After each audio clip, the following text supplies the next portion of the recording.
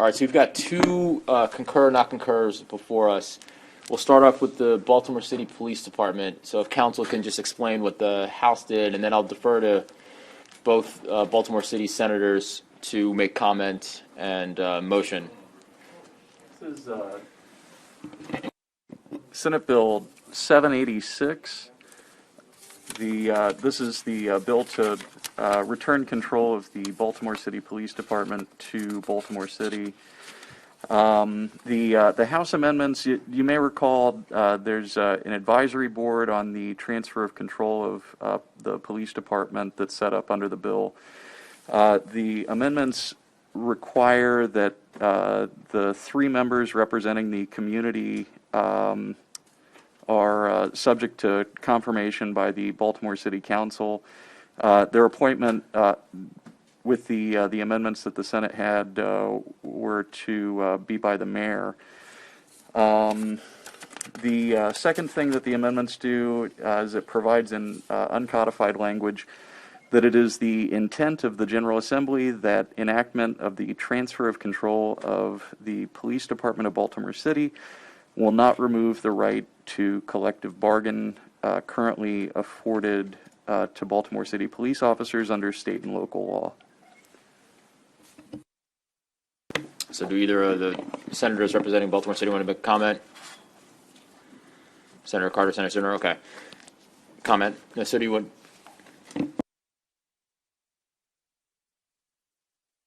How can we possibly pass this thing? This is it's our intent that enactment of the transfer and control of the police department will not remove the right to collectively bargain currently afforded. How is that going to be impacted by the bill that we just passed out of the Senate last night that restricted collective bargaining in police disciplinary matters?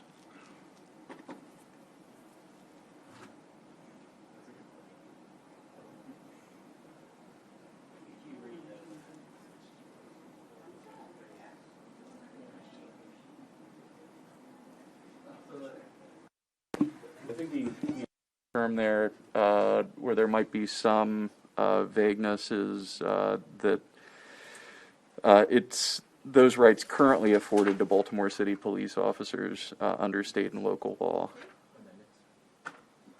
Okay, so what if this one? What if the other one passes first, then this one? Then this would have nullified the provision in the LEOBR law, right? Or vice versa. I'm wondering why this language was added in there. I mean, you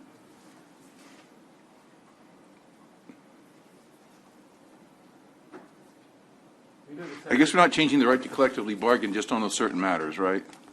In the LEOBR law? In the LEOBR, we just did disciplinary matters, right? Just disciplinary matters. So do either Baltimore City senators have additional insight into the amendments that were tacked on? I don't. I think Corey now. Okay. So this is the Senate Bill 786.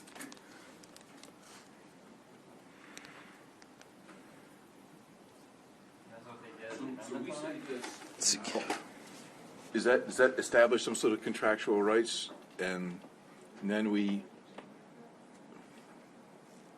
shouldn't it provide the to the extent otherwise allowed by law? Well, what are the current what rights are what is currently covered under collective bargaining for the Baltimore City Police Department? They have very broad collective bargaining. And then, because I think our provision said, look, until the terms of this current contract end, prospectively, then after that, you're foreclosed from any collectively bargained agreement relating to disciplinary matters. That's right. Okay. So then this doesn't have that type of language. This says, look, if you have something you've collectively bargained for, or something subject to collective bargaining, then the state cannot preclude that from ever happening. Look, I don't mind turning the back, but everybody's got to be subject to this new law.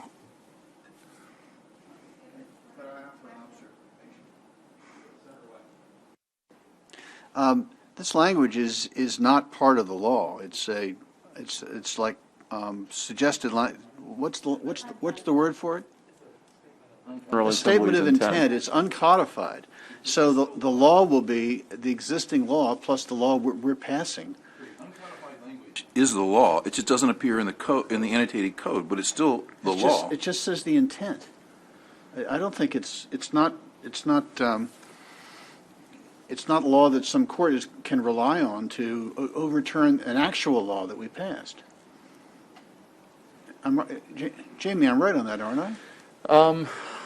Well, it would come into play if there was a question of the General Assembly's intent. Yes, but if the law is clear, that if we pass a law which is clear on its face, and there's no ambiguity in the law, there's no need to consult the General Assembly's intent. And the problem here is that what this would raise is that you'd have an intent language here, and then you'd have clearly articulated statute in some other piece. So you'd have conflicting.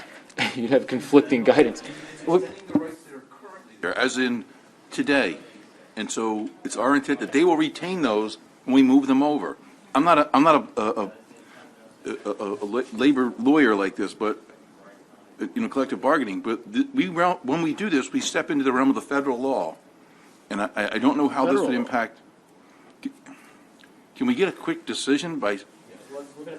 So it does look like the language is tied to the enactment of the transfer of control. So it's, I guess that's separate from whatever the General Assembly passes in other police reform bills. It's that the transfer of control of the department doesn't remove their right to collectively bargain as they currently can, although I guess it could be clearer to say that it wouldn't alter it as of the date of the enactment, but maybe that's not necessary. Chairman, Mr. Chairman, look, so in the negotiations on the House side, or not negotiations, in the police reform hearings when Delegate Anderson presented this legislation, the intent then was to say we will not infringe upon the current collective bargaining contract.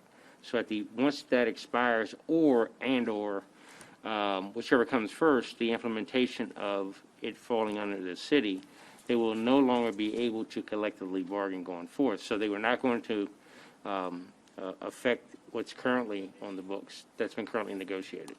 So that's.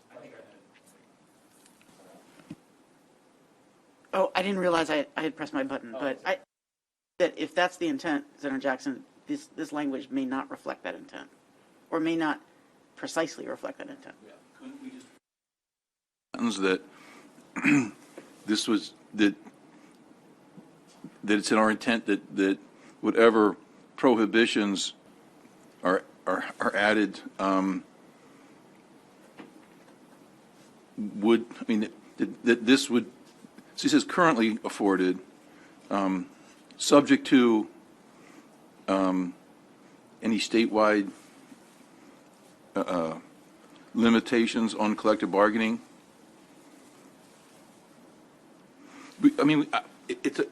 Collective bargaining comes under federal law, and it's a huge body of law, and it's very complicated. You would, at this point, JPR and the Senate couldn't amend the amendments unless there was a conference committee appointed. You'd have to choose not to concur. Is there a labor lawyer in the Attorney General's office that we could ask to just review this language to make sure it's not going to conflict with what we're doing? You're talking about Section 4 is what your question is. I don't understand. I don't see the problem with that section. So you can't collectively bargain unless we pass a bill that says, like, we have to pass a bill to say the Frederick County Sheriff's Office can collectively bargain. So we pass that, but we don't get into, well, I guess the bill does stipulate what they can do or not. But I think all this is saying is when they transfer it over, they still maintain their collective bargaining rights. So you don't have to come down here and pass a bill saying Baltimore City can collectively bargain. Just like we have all these bills on the floor that allow Charles County sheriffs, Charles County Library, Frederick County, this and that to collectively bargain. I just read it as saying that, is that it's not saying they can't collectively bargain. Yeah, but how And it doesn't stipulate, I don't see, that would of course supersede this. This is just saying they have the right to collectively bargain. So like 10 years ago, we had to pass a bill in Frederick County to give the sheriff's deputies right to collectively bargain. There's a bill went through, and now Frederick County Sheriff's Office has the right to collectively bargain. I don't know, there may still be places out in the state where they don't have that right to collectively bargain. But nonetheless, I read this just to say that. I get what you're saying. So the broad, hey, you've got the right to collectively bargain, but that doesn't mean that it can't be curtailed. And this is tied to the transfer, not to what the General Assembly does down the line. Yeah. And they may not even transfer the bill. I mean, it's got to be it's an amendment. It's a charter amendment, a city charter amendment that they have to vote on in a couple of years anyway. I understand what everybody's saying about our intent and what we're trying to do here, but we may be creating contract rights or unwittingly creating contract rights. Is there any, I mean, look, this is going to go through. Nobody's going to hold, if we could just ask the labor lawyer people in the Attorney General's office.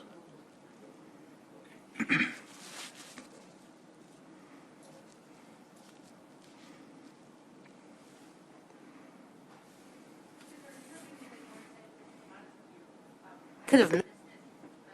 I don't recall discussing it again in delegation, and Corey hasn't responded. Oh, wait a minute. Yes, he did. But at any rate, I know I'm late to the discussion, and I've probably missed much of what the concern is. In my reading of this amendment, I don't see the concern, though. It says it's the intent of the General Assembly that the enactment of the transfer would not remove it. So they're just saying the fact of the transfer. Am I missing something? Please, I probably am. So what am I missing?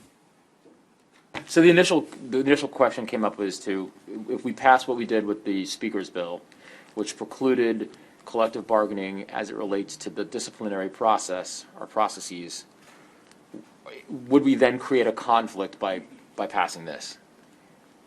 And that I think what Senator Huff said makes more sense to me, but I'm not sure. Yeah, is that basically this is saying, look, you've got the general right to collectively bargain, but that doesn't necessarily mean that it couldn't be curtailed by something that the General Assembly passed, i.e. the disciplinary process. I think the amendment's not necessary. That's what I think. You think it's what? I think the amendment is not necessary, but I also interpret it differently. To me, it is simply saying this act of transfer won't remove it. If we alter it under law, then that's what that is different. It's just saying that because this is transferred, that's not going to remove that right. That's my interpretation. I don't think it's a problem. Your interpretation is the same as Senator Huff, but then Castley, go ahead, Senator Castley. Senator Carter, I can read it the same way you do, and not being an expert in labor law, but what I do know is that the federal collective bargaining laws are very complicated, and when we are transferring these folks from one group to another, and it's almost as though we're making a promise that that look, go ahead and move over. We're going to move you over, and almost sort of a quid pro quo. We're going to move you over to a whole other. You're not going to be state anymore. You're going to go to the city. But don't worry about that because we're going to retain your rights that you had while you were here in this under the state laws. Maybe I'm wrong, but that's just my concern, and it would be, I think, a lot better. When we're coming back here, we can talk about this on the floor and give a thumbs up. If a labor lawyer says this is fine, as long as you guys are comfortable with these other changes in here, then I'm fine. But with the whole thing, but I do think it's worth us just waiting an hour or so to concur on this. That's my only point. Because Okay, because I'm none of us cool are. with that. We can get the clarification. It doesn't bother me. All right, let's do that. So we have to do that before we go to the floor again. So we'll work on getting some sort of clarification and we'll do it. All right, so we'll table Senate Bill 786, concur, not concur. We'll now move over to House Bill 670. The motion is to, well, go ahead, you read it and then I'll make the motion. So the House has not concurred And for, if the Senate chooses to not recede, the House has appointed Delegate Clippinger as the chair of the conference committee, Delegate Atterbury, and Delegate Moon. In addition, the House has appointed, in an advisory capacity, Delegate Kipke. I've never seen the advisory capacity thing before, but let's, yeah. So I'm going to make a motion to not recede, and the motion to not recede. This is 670, the bill. So the motion is to not recede, but I'm not going to appoint a conference committee, conferees at this moment. Okay? Absolutely. I thought we had a deal last night, and I thought the House was part of the deal. Yeah. Well, I mean, yeah. Okay. Debates being what they are. This is sand is constantly shifting under your feet. All right. So is everyone okay with that? Yes. Excellent. All right. That is the work that we have before us today. So let's do this. We go back, what time do we go back? 5:30? 5:40? 5:30? 5:30. If we have clarity on the collective bargaining language, does anyone else have any other questions with regard to the Baltimore City Police Department? All right, so that should be relatively quick, right? Okay, so then let's just meet here 10 minutes before the floor. So 5:15, 5:20. It has to be streamed. Yeah. Yeah. Lounge between. I think that's just on side eye. Oh, okay. All right, I'm sorry, I didn't realize. All right, so 5:20, 5:15, 5:20 here. All right, excellent. See you all soon.